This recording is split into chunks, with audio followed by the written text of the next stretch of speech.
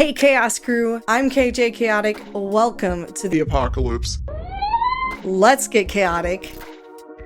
So it's been a while, pretty much a whole year since I've been active on this YouTube channel. I moved twice and I experienced some personal losses that really took their toll, but I'm back and I'm ready to kick off my YouTube channel with some fun and some humor. I want to continue making content about music, but there's other topics that interest me, and I'd like to start off with something a little fun, lighthearted, and entertaining. So if you want to be entertained by an alternative she, they, you're in the right place.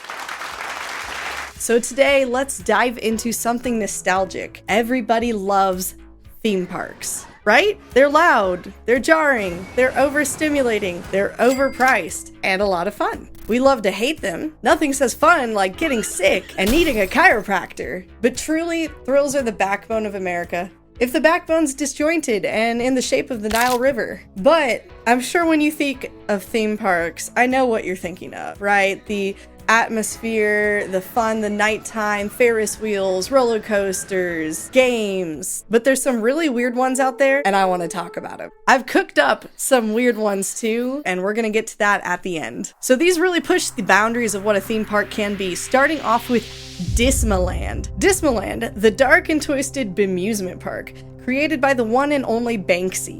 Welcome to Dismaland. Open for just 5 weeks in 2015, this place was a dystopian art exhibit masquerading as a theme park. Europe's horse meat scandal, the migrant boat crisis, life in a police state.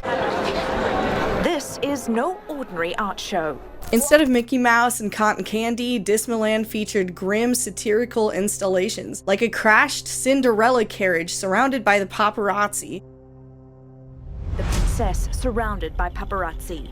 The piece speaks of shattered dreams of wannabe princesses. And it was commenting on the media's obsession with tragedy. Dismaland was designed to make you uncomfortable, to make you think, to challenge everything you know about theme parks. And it's probably one of those places where maybe you leave more cynical than when you arrived, but it definitely made a statement. And I think it's kind of cool. But if you think Dismaland was unconventional, wait till you see Wunderland Kalkar. That's the best I can pronounce it. It's in Germany! This theme park in Germany is built on the site of an abandoned nuclear power plant. Yes, you heard that right. A nuclear power plant. Its most iconic feature, the swing ride inside the plant's cooling tower. You're literally spinning around inside a piece of Cold War history. They've taken something that once symbolized disaster and turned it into a family-friendly attraction. At least, I hope they decontaminated it first. It says they did, but you know, who knew nuclear safety could be so fun? Going from contamination to containment, we have the Abashiri Prison Museum in Japan, where the idea of fun takes on a whole new meaning. Once known as the Alcatraz of Japan, Abashiri was a remote, frozen prison where inmates were sent to work on harsh projects like road construction in the freezing north. Today, it's a museum where you can walk through the old cell blocks, see exhibits about prison life, and even eat the same food as the prisoners. It's both eerie and educational. I like it. Abashiri has also been immortalized in Japanese pop culture through the film and manga series Abashiri Ika. So it's not just a museum, but a cultural icon. These real-life parks prove that sometimes the most unexpected places can become theme parks. But what if we took that idea and really ran with it? Let's get into some ridiculous theme park ideas that thankfully don't exist. First up, we've got Phantomland, where the thrills are invisible, but the scares are very real. At Phantomland, you can ride the invisible roller coaster, where the track and the cars are invisible. Just close your eyes, I'm sure you'll feel it. Next, there's the Haunted Maze, my favorite. It's a maze filled with cold spots and eerie whispers. And no matter which way you turn, you end up right back at the start. Dang it. Ghosts are bad at directions. For those who prefer a more outdoorsy experience, you'll enjoy the Spectre Safari. You'll ride in ghostly carriages through a spooky forest.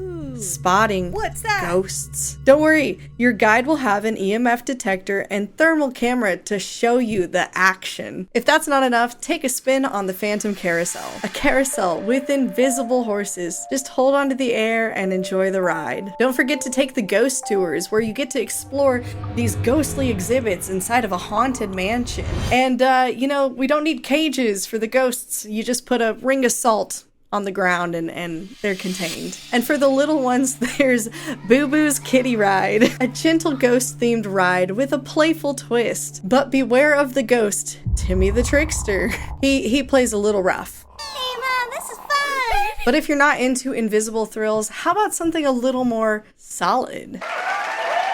Like a theme park dedicated entirely to rocks. Welcome to Boulder Bonanza. Start your day at the Rock Petting Zoo, where you can gently stroke the finest boulders and where you can gently I can't. Start your day at the Rock Petting Zoo, where you can gently stroke the finest pebbles and boulders.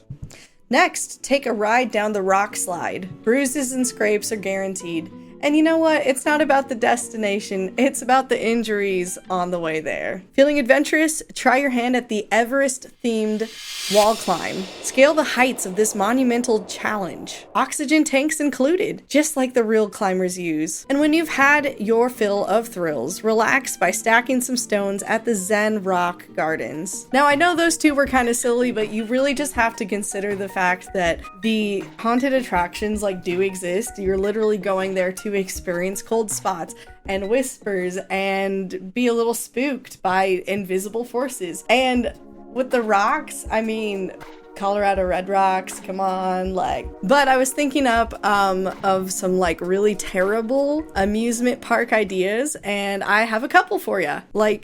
Really bad. Pandemic Pandemonium. Currently closed due to an outbreak. Its tagline, get the jab, it's the new fab. That didn't age well. Fast Food Frenzy. An entire park dedicated to junk food and located in America's second most obese state, Oklahoma. Its tagline, where every ride is supersized. Unfortunately, it's shut down due to obesity rates. That is... How about a park called The Third Encounter? It's an Area 51 themed park filled with aliens and UFOs. And the grand finale, the Quantum Quagmire. This one broke all the records, and it promised to defy the laws of nature.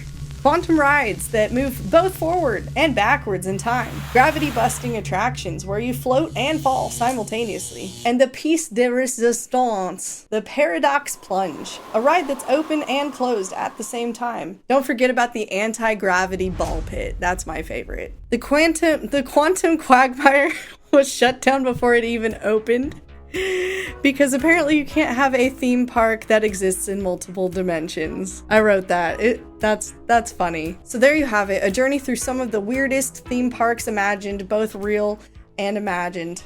I said that twice. But if you like this quirky stuff, please like the video. It really does help. And comment maybe your favorite theme park or the weirdest theme park you've ever heard of. That'd be awesome. I will respond to every comment. I love you guys. Stay chaotic.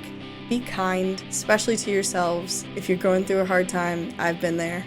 Have a good one.